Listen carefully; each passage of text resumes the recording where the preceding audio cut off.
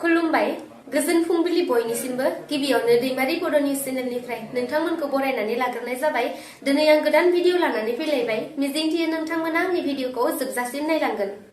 हादोराव दिवालीनि रंजाथाइ फोरबोआ सोलिबाय थानाय समावनो मोनसे दुखुनांथावना जाथाय जादों।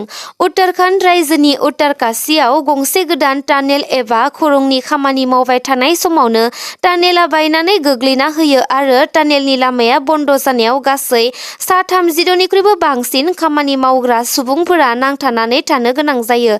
बे टानेलखौ उत्तरकाशीनि सिलकारा होननाय जायगानिफ्राय दान्दाल गामिसिम नावयगा कम्पानिया हाजोआव गासै 3 किल'मिटार लावथाइनि टानेल बानायगासिनो दंमोन। नाथाय मैया फुंबिलिनि 5 रिंगासो समाव 30निख्रुइबो बांसिन मावथिफोरा खामानि मावबाय थानाय समावनो टानेलआ गेजेर ससेयाव बायनानै गोग्लैना होयो आरो थांलाय फैलायनि लामाया होथेजानानै खामानि मावग्रा 30निख्रुइबो बांसिन सुबुंफोरा टानेलनि सिङावनो नांथानानै थायो। उत्तरकाशीनि एसपिआ फोरमायनाय बादिब्ला दायो बिथांमोनखौ रैखाथि खालामनो थाखाय एनडीआरएफ आरो एसडीआरएफनि हानजाया नाजागासिनो दं आरो बिथांमोना हां लानो हानाय बादि अक्सिजेन गेसनि पाइपखौ दैथायहरनाय जादों आरो बिसोरखौ रैखाथियै दिहुननो थाखाय साननैनिफ्राय सानथामसो लानो हागौ होननानै फोरमायदों। बे जाथायाव रावनिबो जिउ गोमाथ'आखै होननानै मिन्थिना मोन्दों। मैयायो दिवालीनि सानाव उत्तर प्रदेशनि सिङाव थानाय माथुरानि रायाथानानि बमागला थामहिनबा दिवालीनि बम बेरफुग्रा फाननाय बाजाराव हरखाबै अर नांखाङो। बे जाथायाव गं 15 बेरफुग्रा फाननाय दखानफोरा अर खामनानै सेवहांगार जायो आरो बे जाथायाव सा 13 जन सुबुंफोरा अरजों खामजानानै गोब्राब जोखोम जायो। जोखोम जानाय सुबुंफोरखौ माथुरानि सिभिल देहा फाहामसालियाव दैथायहरना फाहामथाय होनाय जादों। नाथाय सा 13 जन सुबुंफोरनि मादाव सासेया 80% देहानि बाहागोआ अरजों खामजानानै जिउजों जुजिगासिनो दं होननानै मिन्थिना मोन्दों।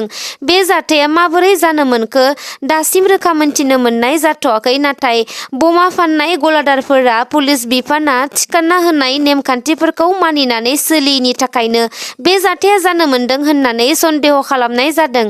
आसामनि रायजो राजानि थाखाय गोजोनथाव रादाब। थांनाय साननैसो सिगांसो आसामनि मुंदांखा देंखोगिरि जुबिन गार्गआ स्टुडिय'आव खामानि मावबाय थानाय समावनो हरखाबै थर गैयै जाना गाहायाव गोग्लैदोंमोन। बिनि उनाव बिथांखौ गुवाहाटीनि नेमकेयार देहा फाहामसालियाव सोनाय जादोंमोन। सानबा आइसिइउआव दोननायनि उनाव दा बिथाङा मोजां थासारियाव फैबाय आरो मैया देहा फाहामसालिनिफ्राय डिसचार्ज लानानै बिथाङा गावनि न'सिम थांबाय। बिथाङा खौरां बिजोङाव फोरमायनाय बादिब्ला बिथांनि देहायाव पटासियाम आरो मेगनेसियामनि बिबाङा जोबोर खम जानायनि जाउनावनो बिबाराव दै होबाय थानाय समाव हरखाबै थर गैयै जानानै गोग्लैदोंमोन होननानै फोरमायो। मोनसे दुखुनांथावना आरो बिखा खामथाव खौरां। नोंथांमोना जानबुं एबा मबाइल नायनानै बिसनायाव उन्दुयो नामा? नोंथांमोना जानबुंआव भिडिअफोर नायनानै उन्दुयोब्ला सांग्रां जादो। मानोना जानबुंआव भिडिअ नायनानै उन्दुना थानायावनो सासे बर' लाइमोन सिख्लानि जिउ खहा जादों। बे जाथाया जादों सनितपुर जिल्लायाव। सनितपुर जिल्ला गहपुर हालामनि सिङाव थानाय 1 नं दमनपुर गामिनि बिफा गजेन बसुमतारी आरो बिमा समिला बसुमतारीनि फिसाजो थरायना प्रियंका बसुमतारीया जानबुं नायनानै उन्दुबाय थानाय समावनो हरखाबै अबथिरा जिउ गोमायो। बिथाङा modern public senior secondary English फरायसालियाव 12 थाखोआव फरायोमोन। मोनथिनो मोननाय बादिब्ला बिनि बिब'आ ओंखाम ओंख्रि संबाय थानाय समाव प्रियंका बसुमतारीया जानबुं नायनानै उन्दुना दंमोन। बे समावनो बिनि बिब'आ बिखौ अनजालि होननानै गाबज्रिना मोनैलाय न' सिङाव हाबना नायफैब्ला बिखौ हुस गैयै जाना थानाय थासारियावसो नुनो मोनो।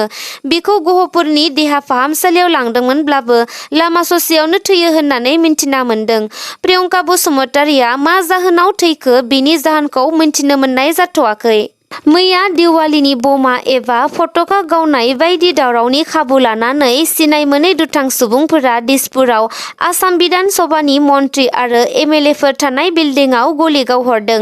बे गुलिया C ब्लक बिल्डिंनि आसाम केबिनेटनि मन्त्रि रुपज्योति कर्मी थानाय 7थि फ्ल'र बेलकनिनि ग्लासाव नांफैयो।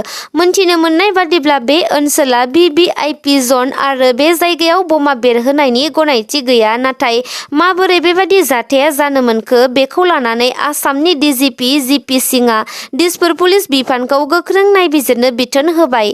बिनि लेखायै दा दिसपुर पुलिस बिफानाबो गोख्रों नायबिजिरगासिनो दं।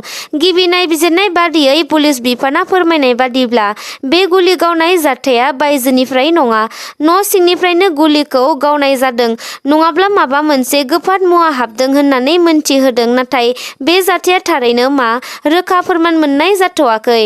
बर' हारिनि थाखाय गोजोनथाव बाथ्रा दि सासे बर' फिसाया ग्रेन्ड ग्लबेल विनार बिमुं देरहासार जानो हानानै बर' हारिनि गोग्गानाय लाबोनो हादों। बर' हारिनि गाननाय जोमनायखौ मुलुग दरबाराव दिन्थिफुंनो थाखाय सासे आबादारिनि बर' फिसाया फेशन श'आव बाहागो लानानै देरहासार जानो हादों। बावैसो सिगां गवायाव जालांनाय mister and miss star of India fashion श'आव ग्रेन्ड ग्लबेल विनार बिमुंखौ देरहानो हादों थरायना रिम्पी दैमारिया। बिथांजोआ उदालगुरि जिल्लानि सिङाव थानाय भगतपारा 1 नं मासगाव गामिनि थागिबि होननानै मिन्थिनो हादों। बियो दासान्दि टंला जौमा फरायसालिमायाव डिग्रीआव फरायगासिनो दं। बिथांजोनि बेबादि देरहासार जानो हानाया ओनसोलजों लोगोसे बर' हारिनि गोग्गानाय लाबोनो हादों। बिथांजोआ बे बिमुंखौ देरहाखांनायनि उनाव खौरांगिरिनि सोंनायाव फिननाय होयोदि खस्थ'जों नाजानाय आरो गावनि गोथौ फोथायथि थायोब्ला जायखिजाया खामानियावनो जाफुंसार जानो हायो आरो बयखौबो गावखौ गेजेन सानाजासे जायखिजाया खामानियाव नाजालांबाय थानांगौ होननानै फोरमायो बिथांजोआ। क'क्राझार सोहोराव बिमा कालि फुजानि मुङाव थालिर बिफांनि बेसेना गोबां बांदों। कालि फुजा एबा देवालीनि मुङाव फालिनो थाखाय थालिर बिफांखौ नांगौ जानायलाय क'क्राझार सोहोराव गुबुन गुबुन जायगानि सुबुंफोरा थालिर बिफां फाननायखौ नुनो मोननाय जादों। थालिर बिफां फानगिरि बिथांमोना फोरमायनाय बादिब्ला गामि ओनसोलनिफ्राय 20 राङाव लाबोनानै क'क्राझार सोहोराव थालिर बिफांखौ जरासेयाव 300 राङै फानफैदों। लोगोसे क'क्राझार सोहोरनि रायजोफोरा कालि फुजा एबा दिवालीनि नांगौआव बेसेन होनानैब्लाबो थालिर बिफांखौ बायनाय जादों होननानै फोरमायदों। मैया दिवालीनि थामहिनबा सोरांनि फोरबोखौ हादोर नाङैनो रायजो राजाफोरा गोबां गाजा गोमजायै फालिदोंमोन आरो गावबा गावनि नखरनि थाखायबो मोनाबिलि समाव आलारि बाथि सावनानै बोर बिनायखौबो नुनो मोन्दोंमोन। हादोरनि रायजोफोरा सोरांनि फोरबोखौ गावनि नखरनि आंगोफोरजों फालिदों। नाथाय भारत हादोरनि गाहाय मन्त्रि नरेन्द्र मदि बिथाङा गुबुन गुबुन बोसोरनि बादिनो देग्लायबो सोरांनि फोरबोखौ गावनि नखरनि आंगोफोरजों फालियाब्लानो हिमाचल प्रदेशआव भारतारि रौनियानि खसाब गाननानै रौनियाफोरजों सोरांनि फोरबोखौ फालिदों। गाहाय मन्त्रि नरेन्द्र मदि बिथाङा मैया फुंबिलि समावनो रौनियाफोरजों दिवालीनि फोरबोखौ फालिनो थाखाय हिमाचल प्रदेशनि लेपचायाव थानाय भारतारि रौनियानि केम्पआव सहैयो आरो बेवहायनो बिथाङा गिदिर गिदिर भारतारि रौनिया हान्जानि अफिसारफोरजों लोगोसे फायखिफोरखौबो लोगो हमनानै सावरायलायो। मख'नो गोनांदि बिथाङा थांनाय 2014 मायथाइनिफ्राय दिनैसिम 9थि खेबनि थाखाय बेबादि दिवालीखौ रौनिया हान्जाजों फालिबोदों। मैया आईसीसी क्रिकेट वर्ल्ड काप खेलाया भारत आरो निदारलेन्डनि गेजेराव जानानै थाङो। गिबियाव टस खालामनानै भारत हादोरा टसआव देरहानानै बेटिं खालामो आरो 50 अभाराव गासै 4 उइकेट थैनायजों 410 रान खालामना निदारलेन्ड हादोरनो 411 राननि टार्गेट होयो। बेनि लेखायै निदारलेन्ड हादोरा 47.5 अभाराव गासै 250 रानल' खालामनो हानानै अल आउट जायो।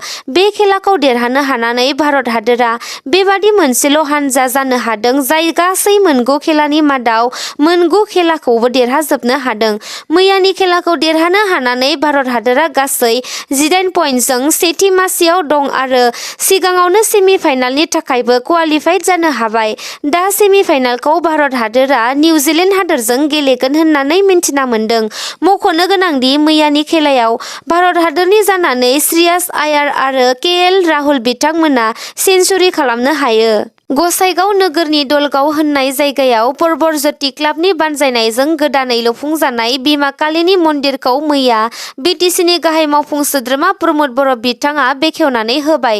मख'जाथावदि 44 बोसोराव आगान होनाय गसाइगाव सदरनि परबरज्योति क्लाबनि लुफुंनाय मन्दिरखौ बेखेवना होनो मोननानै बिटिसिनि गाहाय मावफुं सोद्रोमा प्रमद बर' बिथाङा गोजोननाय फोरमायनायजों लोगोसे देवाली फोरबोनि हामग्लायथि बावहरनानै बयनिबो गोजोननि थाखाय आर'ज खालामो। खालामो। परबत क्लाबनि काली मन्दिर बेखेवनायनि अनगायैबो गसाइगाव सोहोरनि बारवारि माइट काली मन्दिरावबो नुजाथि हैनानै प्रमद बर' बिथाङा बोर लानायजों लोगोसे बे बोसोराव सनाथि फोरबोनि जागायजेननाय भाद्रि मिलन संगनि मन्दिरावबो नुजाथि हैनानै बिमा कालीनि मुङाव आलारि बाथि फोजोङो। जायफोरा देवालीनि बमा गावनो सानदोंब्ला नोंथांमोननि थाखाय मोनसे रादाब। जायफोरा काली फुजा एबा देवालीयाव बमा गावगोन बिथांमोना 5,000 जुरिमाना होनांगोन आरो लोगोसे 5 बोसोर जोबथेसालियाव थांनांगोन। बेनि अनगायैबो खम समनि थाखाय 6 दान जोबथेसालियावबो थांनांनोबो हागौ। बे नेमखान्थिखौ फोसावनानै होदों दिल्लीनि खुंथाय सोरखारा। काली फुजा एबा देवालीयाव जायनो बमा गावगोन बेयो आयेन बादियै गोख्रों साजा मोननांगोन। फोरमायनाया गोनांदि दासान्दि दिल्लीनि बारहावाया गुबुंले जानायनि जाहोनाव नोगोरारिफोरा गोबां जेंनाजों भुगिनो गोनां जादों। जायनि थाखाय गोजां बोथोरनि सिगांनो फरायसालिफोरखौ गोजां बोथोरनि बन्द फोसावनानै होनो गोनां जादों दिल्ली सोरखारा। बेखौ नोजोर होनानै दिल्लीनि खुंथाय सोरखारा काली फुजा एबा देवालीयाव बमा गावनायखौ बन्द खालामनानै होदों। बेजों लोगोसे बमा गावनायनि हेंथायै आयेन बादियै गोख्रों नेमखान्थिफोर फोसावनानैबो होबावदों। नोंथांमोना आंनि भिडिअखौ नायनानै मोजां मोनदोंब्ला अन्नानै लाइक, शेयार, कमेन्ट आरो साबस्क्राइब खालामनानै होदो। एसेनोसै, गोजोन्थों।